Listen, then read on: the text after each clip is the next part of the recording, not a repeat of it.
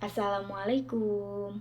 Perkenalkan, nama saya Khairunisa dari Prodi Teknologi Pangan Universitas PGRI Wiranegara dengan NIM 22141221007.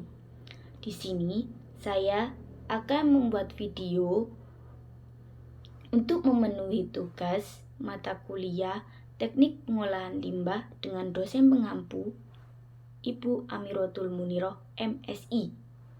Di sini, saya akan mengomentari tentang adanya berita pencemaran lingkungan di Sungai Brantas. Pada bulan September 2024 lalu, ditemukan adanya pencemaran Sungai Brantas oleh para aktivis dari Yayasan Ekologi dan Konservasi Lahan Basah atau sering disebut Ekoton. Para aktivis ini menilai bahwa pemerintah Provinsi Jawa Timur kurang dalam mengawasi industri-industri yang mencemari Sungai Brantas. Pada tahun 2024 lalu ditemukan adanya 10 industri yang membuang limbahnya tanpa adanya pengolahan di aliran Sungai Brantas. Maka dari itu menyebabkan kerusakan, yaitu seperti adanya ikan yang mati dan ada ikan yang mabuk karena mengonsumsi zat-zat yang berbahaya. Hal ini diperkuat dengan adanya temuan kasus di tanggal 2 September 2024 yaitu di Sungai Wonokromo, Surabaya yang alirannya mengalir ke Sungai Brantas sehingga memperkeruh kondisi di Sungai Brantas sendiri. Seperti itu. Setelah itu, karena adanya masalah ini, Ekoton dan komunitas ronda sungai bekerja sama untuk melakukan aksi ngintir kali atau berenang mengikuti arus sungai yang dilakukan pada tanggal 9 hingga 10 September 2024. Aksi ini diawali dari melipir di Kabupaten Mojokerto hingga pintu air di Gunung Sari, Surabaya. Dari adanya aksi ngelintir kali atau berenang mengikuti arus sungai, ditemukan adanya 117 timbunan sampah plastik berserakan di berbagai titik mulai dari Melipir Mojokerto hingga Bambe di Kabupaten Gresik. Timbunan sampah ini berasal dari 368 bangunan liar seperti rumah, tempat usaha, warung, gudang, dan bangunan permanen yang berdiri di pinggiran sungai yang melanggar peraturan. Ada data terbaru lagi setelah adanya aksi ngintir kali ini. Ekoton juga menemukan hasil identifikasi baru, yaitu di air Sungai Brantas itu ditemukan adanya kandungan besi atau Fe sebesar 88,25 ppm dan adanya total dissolved solid atau total padatan itu mencapai 28.500 ppm yang mengalir ke Kali Surabaya atau anak dari Sungai Brantas. Seperti yang kita tahu, jika kita mengonsumsi air dengan kandungan Fe yang tinggi bisa berdampak buruk bagi kesehatan manusia dan makhluk lainnya, yaitu seperti adanya kerusakan organ, hati dan jantung. Dan jika dalam air tersebut terdapat total dissolved solid atau total padatan yang tinggi, itu dalam jangka panjang bisa meningkatkan resiko gangguan ginjal dan penyakit kardiovaskular karena banyaknya mineral atau polutan berbahaya seperti logam berat yang terkandung dalam air.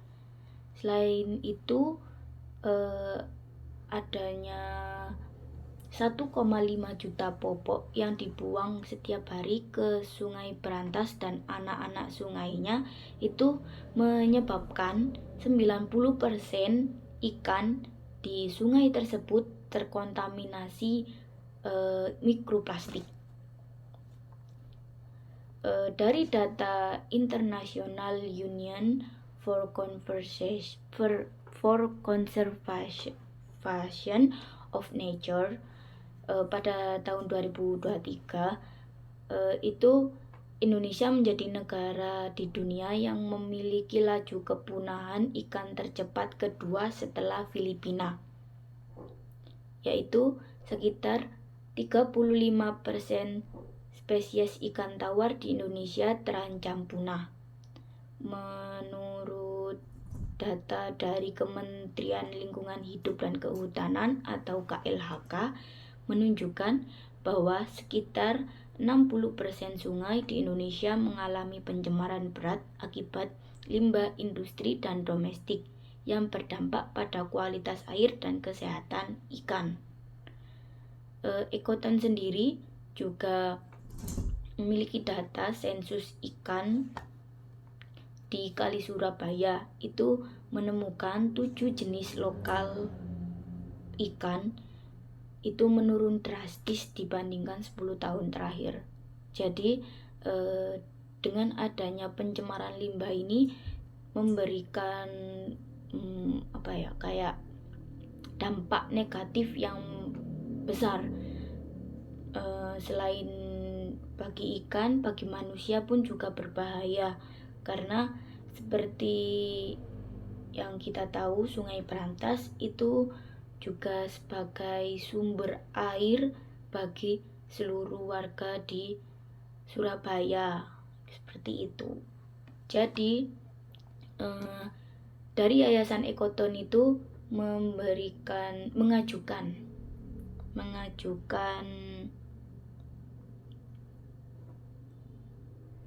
kasus ini ke MA atau Mahkamah Agung, dan hasilnya yaitu Mahkamah Agung menolak kasasi atas kasus ikan yang diajukan Gubernur Jawa Timur pada putusan nomor 1990K garing PDT garing 2024 tertanggal 30 April 2024 oleh Yayasan Kajian Ekologi dan Konservasi Lahan Basah atau Ekoton. Jadi MA di sini menolak kasasi Gubernur Jawa Timur, namun MA menerima putusan dari Yayasan Ekoton.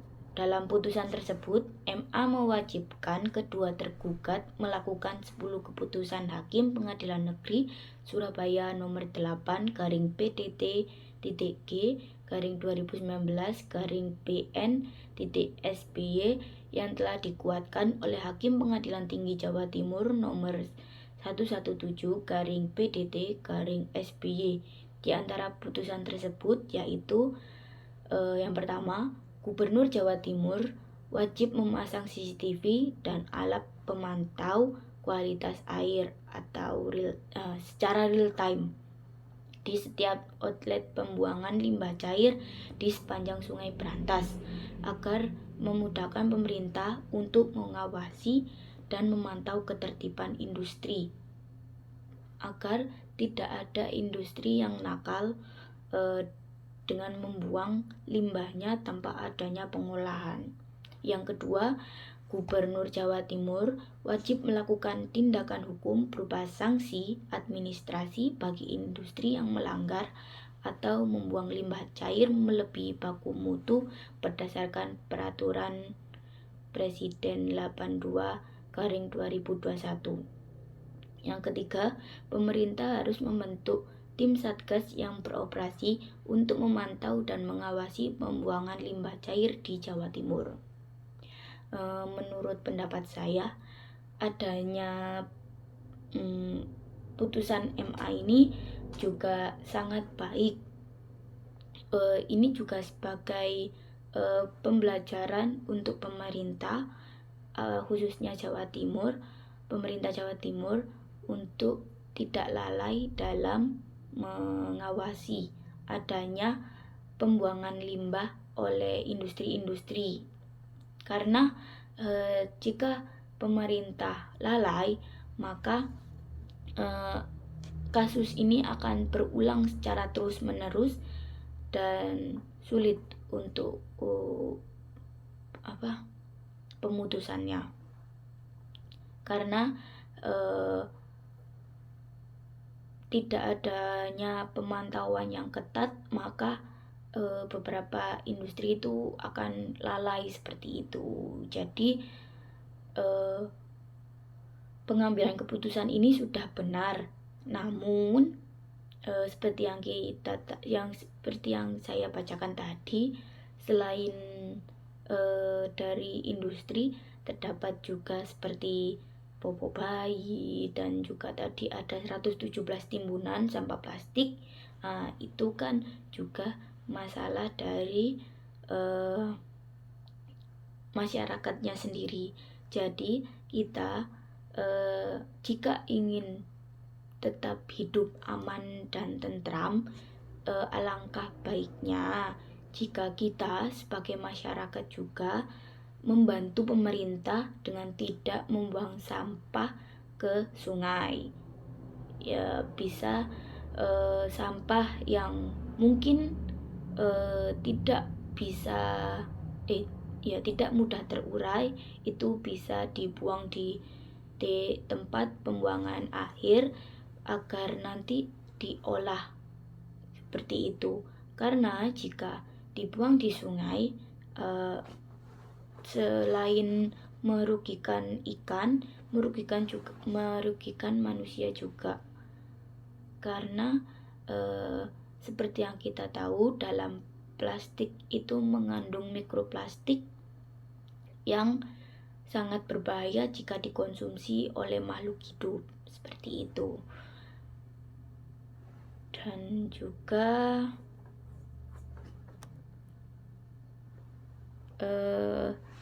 untuk menyejahterakan semua warga, maka seharusnya semua warga juga bekerja sama untuk melakukan hal tersebut. Bukan hanya pemerintah saja yang disalahkan, akan tetapi mulai dari kita dulu, seperti membuang sampah pada tempatnya, mengolah sampah yang bisa diolah, dan untuk sampah yang tidak bisa diolah mungkin bisa dibuang ke tempat pembuangan akhir agar diolah, seperti itu. Kalau belum dimulai dari kita, siapa lagi yang tidak akan memulainya? Sekian video saya. Mohon maaf jika ada salah kata dan perbuatan.